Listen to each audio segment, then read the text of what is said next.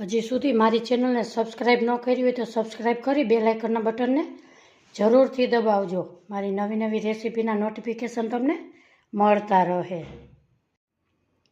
હાલો, જય શ્રી કૃષ્ણ. મારા કિચનમાં આપણું હાર્દિક સ્વાગત છે. આજે આપણે બનાવીશું લીલા વટાણાનો હેલ્ધી સુપર ટેસ્ટી નાસ્તો. એમાં એક વાટકો મેં લીલા વટાણા લીધા છે, લીલા મરચાં, આદું, લસણ એ ઉમેરીશું, સૂકા ધાણા ઉમેરીશું, એને આપણે પીસી લેશું.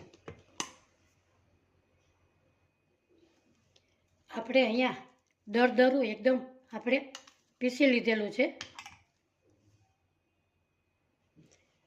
આપણે એક બાઉલમાં કાઢીશું.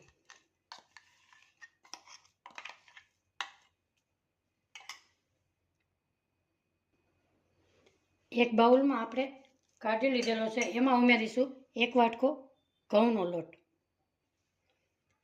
અડધો વાટકો ચોખાનો લોટ,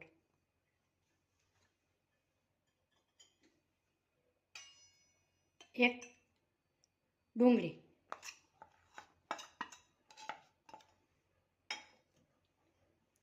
એક ટમેટું,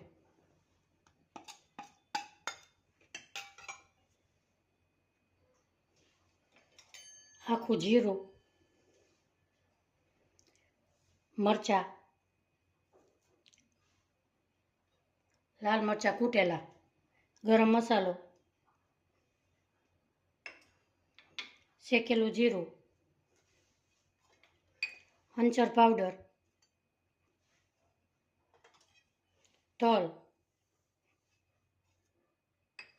ધાણા ભાજી, સ્વાદ પ્રમાણે મીઠું,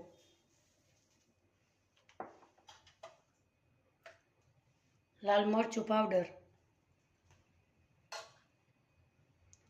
ધાણા જીરું પાવડર,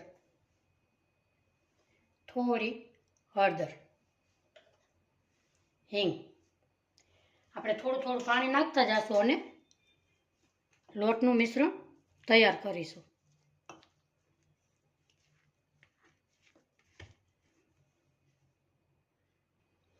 ખટમીઠો સ્વાદ દેવા માટે આપણે અડધું લીંબુ નીચોવીશું.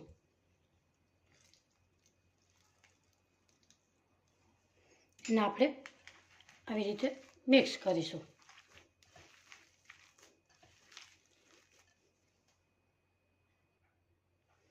આપણે એકદમ આવું મિક્સ થઈ ગયું છે, એને થોડોક લુવો લઈ અને આવી રીતે આપણે એને શેપ આપીશું. એવી રીતે બધાય આપણે કરી લેશું. અહીંયા બધાને આપણે શેપ આપી દીધો છે. હવે આપણે એને તળીશું. આપણું તેલ આવી ગયું છે, આપણે હવે તળીશું. આજની મારી રેસીપી જોતા હોય તો લાઈક કરજો, શેર કરજો, સબસ્ક્રાઈબ કરજો, બેલ આઇકોનના બટનને જરૂરથી દબાવજો. મારી નવી નવી રેસીપીના નોટિફિકેશન તમને મળતા રહે.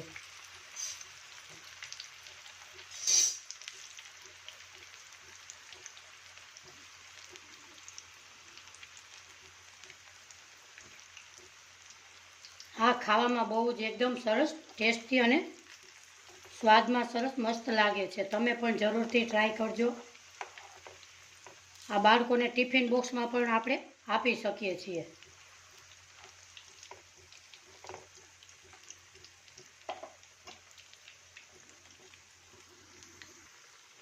આપણે હવે એને પલટાવીશું.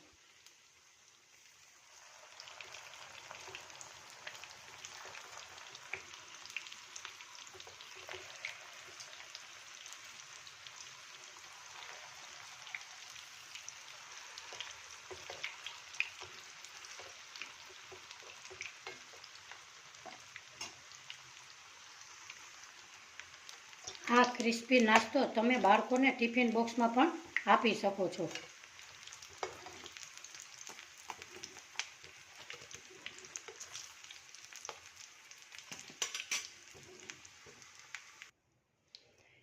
સિઝનમાં વટાણા મળતા હોવાથી આ નાસ્તો બાળકોને હેલ્ધી પણ છે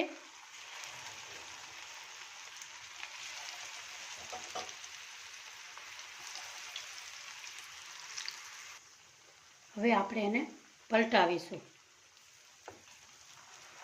આજની મારી રેસીપી તમને ગમતી હોય તો સબસ્ક્રાઈબ કરવાનું ન ભૂલશો. આવી રીતે આપણે બધાય પલટાવી લેશું.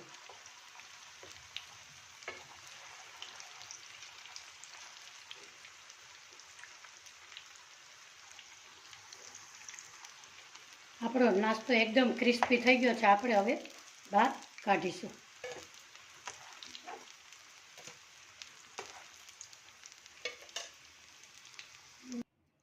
હવે આપણે સર્વ કરીશું.